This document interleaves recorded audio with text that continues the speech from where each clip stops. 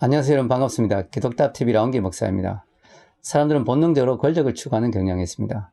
왜냐하면 권력을 찾게 되면 다른 사람들 위에 올라설 수가 있고 또 자신이 하고 싶은 일을 마음껏 할 수가 있기 때문입니다.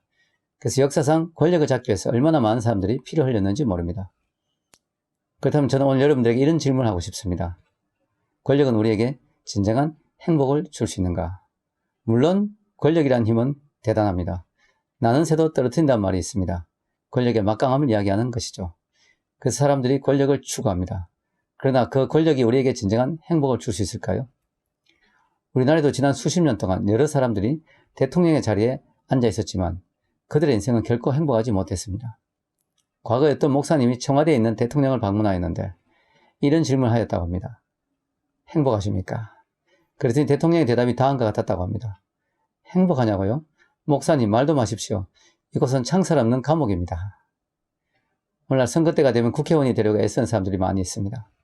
흔히들 국회의원이 되면 100가지가 달라진다는 말이 있습니다. 그만큼 국회의원이 누리는 권력과 혜택이 크다는 것이죠. 그래서 사람들이 금배지를 달기 위해서 그렇게 수단 방법을 가리지 않는 것 같습니다. 근데 제가 몇 년 전에 어떤 기사를 읽었는데 참 충격을 받았습니다. 우리나라의 전직 국회의원들 가운데 80%가 연로지원금 등으로 건건히 생활을 하고 있다는 것입니다. 그리고 어떤 전직 국회의원들은 노숙자로 전락하기도 했고 또 신용불량자가 된 사람도 여러 명이 있다는 것입니다. 그렇게 볼 때 권력이라는 것이 얼마나 허무합니까? 그럼에도 권력자들은 권력을 잡기 위해서 너무나 많은 노력을 하고 또 권력을 잡게 되면 우리가 상상하지도 못했던 행동들을 하기도 합니다. 그들은 도대체 왜 그렇게 할까요? 어떤 사람이 권력에 푹 빠진 사람의 뇌를 조사했더니 마약 중독자의 뇌하고 상태가 비슷했다고 합니다. 그렇습니다, 여러분. 권력에 취하는 것도 마약에 취한 것과 비슷하게 위험한 것입니다. 그러므로 권력을 잡은 사람은 반드시 기억할 것이 있습니다. 그것은 내가 권력을 잡았다면 그것은 잠깐 동안 하늘로부터 위임을 받은 것에 불과하다는 사실입니다.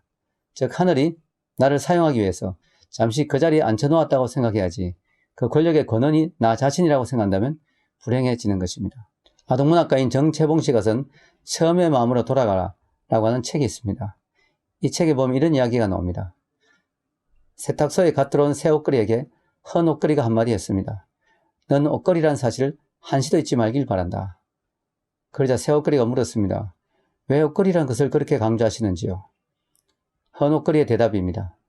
잠깐씩 입혀지는 옷이 자기의 신분인 양 교만해지는 옷걸이들을 그동안 많이 보았기 때문이다.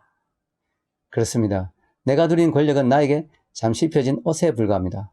그러므로 권력을 잡은 사람은 반드시 그 권력의 출처가 내가 아니란 사실을 기억해야 합니다. 내가 얻은 그 권력을 다른 사람을 숨기는 데 사용해야 되는 것입니다. 여러분, 기억하십시오. 권력은 우리에게 진정한 행복을 주지 못합니다. 그러면 우리는 권력 그 자체만을 추구하는 사람이 되어서는 안 됩니다.